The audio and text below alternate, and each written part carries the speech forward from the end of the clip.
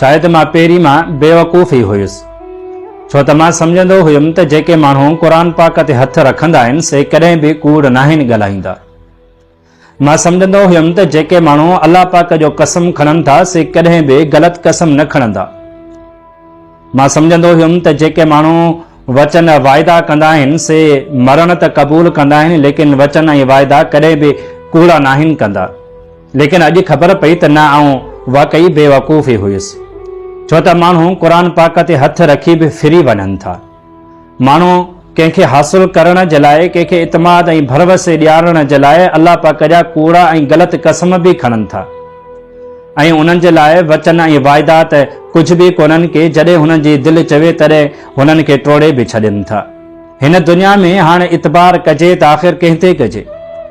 छो त क़ुर ते हथ रखण वारा फिरी वञनि था, अलाह पाक जो कसम खाइण वारा फिरी वञनि था, वचन ऐं वाइदा करण वारा पंहिंजा वचन वाइदा टोड़े था छॾनि, त पोइ हाणे इतबार कजे त कंहिं ते कजे। जेको बार बार कसम खणी करे चवंदो आहे त मां दुनिया खां मुख़्तलिफ़ आहियां, मां विच राह में तोखे कॾहिं बि नथो छॾे सघां, मां को ॿियनि जहिड़ो थोरो ई आहियां, ऐं हू वाकई साबित बि करे वेंदो आहे त हू ॿियनि जहिड़ो नाहे हूंदो, छो त ॿिया त राति जो तारा ॾेखारींदा आहिनि ऐं ही ॾींहं जो ई तारा ॾेखारे ग़ाइब थी वेंदो आहे।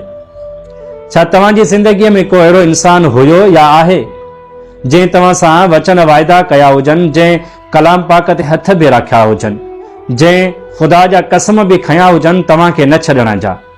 ऐं आख़िर में हू तव्हांखे ॾींहं जा तारा ॾेखारे करे तव्हांजी ज़िंदगीअ मां ग़ाइब थी वियो हुजे? जेकॾहिं को अहिड़ो इंसान तव्हांजी ज़िंदगी में हुजे त हीउ वीडियो हुन सां शेयर लाज़मी कजो ऐं उनखे यादि ॾियारिजो जेके तो कॉल ऐं वाइदा कया हुया।